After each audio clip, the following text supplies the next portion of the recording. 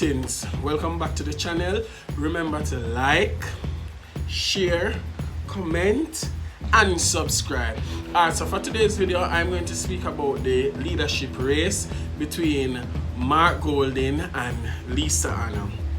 Alright, so I don't know if you're heavily invested in this race, but I'm heavily invested because you know that the leader of the PNP, the next leader of the PNP, can potentially become the next prime minister. So as Jamaicans, we should be invested in this leadership race just as how we are invested in the American leadership race, right? Because whoever wins, as I said before, could potentially become a prime minister of Jamaica, right? So let's get into the meat of the matter.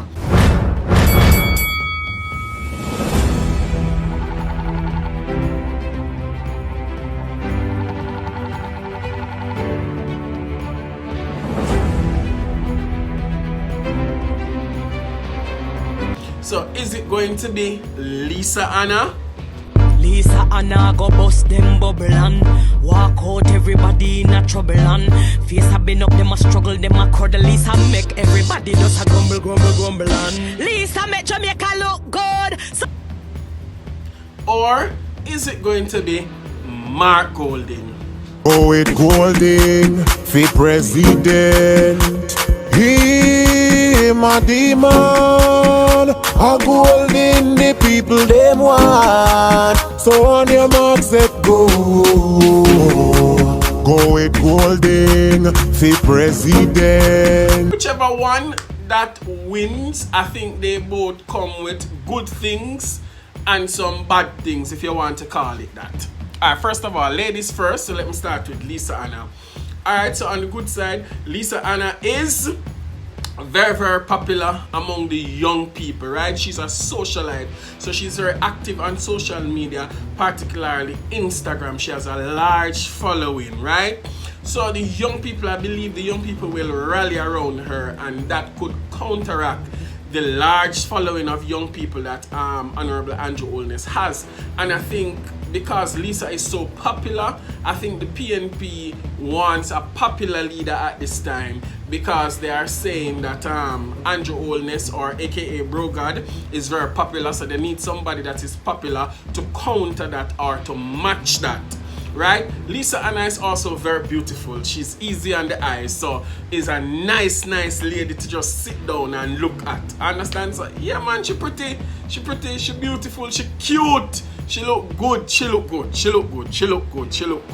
Yeah, Lisa Anna look good.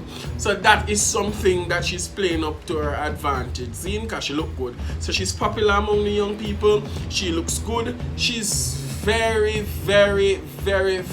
affluent, right? She knows how to communicate. I think her degree is in communication. Correct me if I'm wrong in the comment section. If I'm not correct, please correct me.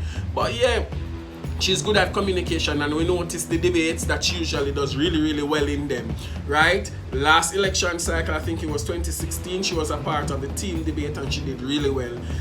Last election cycle, that's in September of 2020, she was really good as well, and she was called in at the last minute because it was supposed to be Peter Bunting, Crystal Tomlinson, and Peter Bunting, Crystal Tomlinson and Dr. Dayton, right? Peter Bunting had the coronavirus. Crystal was on quarantine, so they had to fall off the team. Raymond Price and Lisa Anna was brought in, and you say that she did really well. She's an effective communicator, right? That's the thing with Lisa Anna. Now, the things that are not so good with Lisa Anna and that might work against her, the number one thing is the problems that she's having in her constituency, right? Them nah agree up there, as we in a Jamaica would have said, them nah agree, right? It's pure turmoil in the constituency, and we can see this by when she won by 32 votes, even though when she came on all angles, she said if all the PNP members of parliament or candidates had won by 32 votes, then they'd all be skinning their 32 teeth in parliament, which is true. If they had won their seat, then the PNP would be in government, or she said 32 of them would have won by 32 votes, then the PNP would have been government, which is true, but that is as a result of the problem that she's having in her constituency, right? She barely hung on to one of the safest PNP seats ever, right? Even though there was a national swing towards the JLP, you know, but nobody was expecting her to win that seat by such a small margin. But at the end of the day, still, you know, a win is a win. You can't take that away from her. Though she won by a small margin, she still eventually won the seat. So nobody can beat her up for that she win the seat. But that is a problem. People are saying that how is she going to unite the PNP when she can't unite her constituents, right? And the PNP need a leader who is a unifier, right? That comes with a united front, a united force right now, because the PNP needs healing. The PNP has been fighting, or they have been fractioned since about 2006 when they had the runoff when PJ retired, right? And they had the runoff between Carl Blight, Peter Phillips, Portia, and I don't remember the next person. I think the other person was Dr. Omar Davis, right? From then, the PNP had not healed. They lost in 2007. Portia was challenged again by Dr. Phillips. Portia won. The PNP won the election in 2011 because of the big blunder that the JLP made, right? Then now, in 2016, the party was fractured again, and word is going around that Portia was forced out, right? Then Dr. Peter Phillips, there was another fraction. Him and Peter Bunting, two different camps, couldn't get along. So the PNP really needs healing, even though the campaign so far between Lisa Anna and Mark Golding has not been that nasty. Let's put it out there. It has not been that nasty. But certain persons still made certain not so nice comments. So we can see that the fractions, the cracks in the party are showing. They are washing their dirty laundry in public. But I think that is good for the party, right? They're doing it now after the major election last, but they do it now instead of putting band-aids over the wound and it fester up years down and cause them to lose another election or not be competitive again. You understand? So Lisa Anna, they are saying that she can't unite her constituency. How is she going to unite the party? So that is a major problem. Another thing going against Lisa Anna is that she's an ex-Labourite. She started out first in the JLP as a founding member of G2K, right? And a lot of grassroots comrades or supporters of the PNP will never ever endorse somebody who is not an original, quote-unquote original PNP. So she has those things going against her, right? So those are some of the challenges that Lisa Anna has. So those are some of the hurdles that Lisa Anna must get across in order to win, right? Let's see who the delegates will support. Now let's go on to Mark Golding, right? Mark Golding is bright. That is the number one issue, is bright. He's just as articulate as Lisa Anna, right? He has a good financial backing, and as Dr. Dayton Camp said, the PNP needs somebody with money so they can match the money of the JLP, right? Because the JLP out-advertised the PNP. Like the JLP had a good financial backing in the last election, so the PNP needs something like that so they can get their message out there. You understand? So they said that Mark Golding will have that, seeing that he was endorsed by Matalan, so he has moneyed friends in high places, because you know that he used to run a financial company with Bunting and Darren, with Chris Darren, right? So he has that backing, so that is a good thing going for him. So he's bright and articulate, and he has friends with money.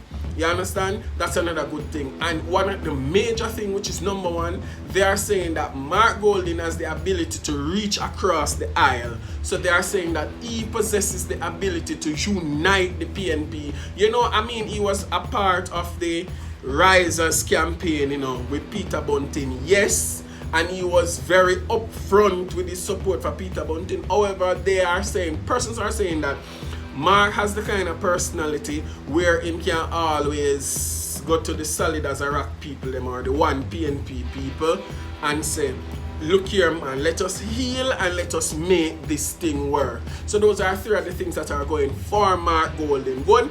And he seems to have a nice family. Now we are being exposed to another side of Mark Golding, which some persons really like it because he's putting his family out there. We see him, relaxing, letting his hair down, so to speak. And people are saying, yo, I never know say Mark did stay them way, yeah. You see me, we've never seen this side of him. While some persons are saying, no, actually, we want to win the PNP presidency. That's why him show that side of him here. And they don't like it. They think that it is fake.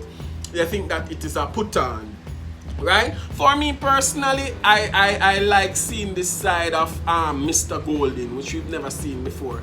Because one of the things that is going against Mark, he comes off as a very boring politician, stiff and boring, almost like Dr. Peter Phillips. And comrades are saying that they don't want another Peter Phillips to run the party because though Peter Phillips was bright and articulate, he was not charismatic.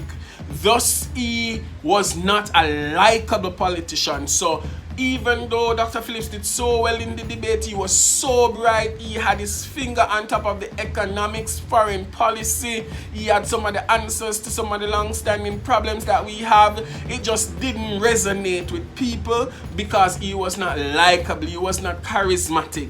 People need a charismatic leader, and we have a history of that in Jamaica. It was the same thing with Michael Manley, Portia Simpson Miller, and now Andrew Holness, right? People like charismatic, but on the other hand, some persons are saying that Andrew Holness never started out as a strong politician or a charismatic politician. And if you look at old videos of Andrew Holness, you'd realize that he wasn't as connecting with grassroots laborite or with grassroots people when he just started out, but over time he was molded and marketed into this likable politician. So they are saying that the PNP can do the same thing for Mark Golding. He can be molded and marketed in a likable politician. Some comrades are already comparing him to Michael Manley, and they are calling him the number 2 Joshua.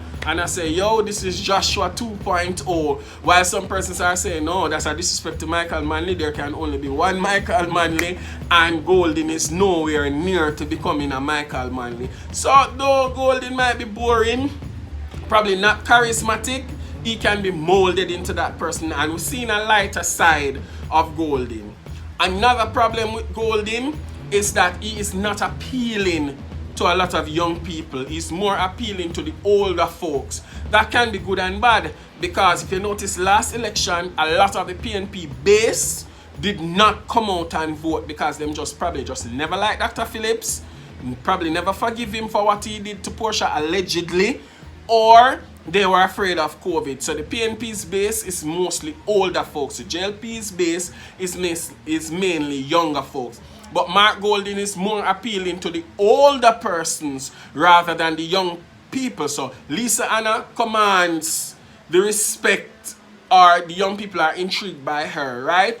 Golding more would go for the older set, or the older set would more go for Golding. So that is a challenge with Mark Golding.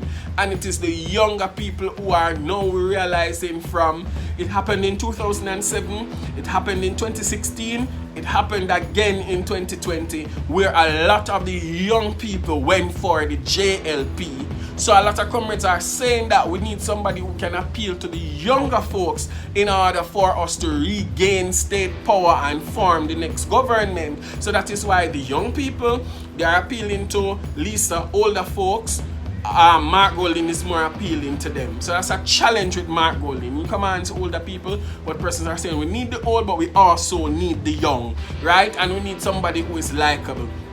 But my thing is, the PNP, in thinking, they must decide what they want really. Stay far from the notion that they want somebody who can match Andrew Holness. I don't think that's the road that they should go down. They should go down the road of wanting to find someone who is better than Andrew Holness, because the JLP almost fell in that trap, with Portia when they had the runoff with Audley Shaw and Andrew Holness. A lot of persons wanted Audley Shaw because they said that Audley Shaw could match Portia because he was grassroots and he was charismatic and he was likable, right? But then we see that Andrew Holness became the leader of the JLP, and look at the politician that Andrew Holness has become today.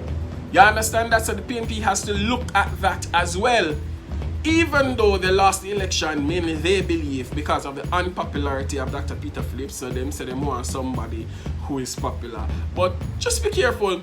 So tell me in the comments who you think is going to win. I'm not asking who you would vote for, because I'm not a delegate and I don't know how many of you watching is actually a delegate too.